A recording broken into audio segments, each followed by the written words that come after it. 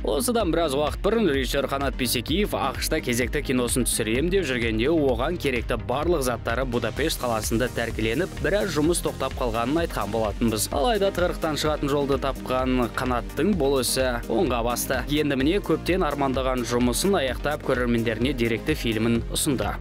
Я хочу стать профессиональным боксером. Вообще не верили.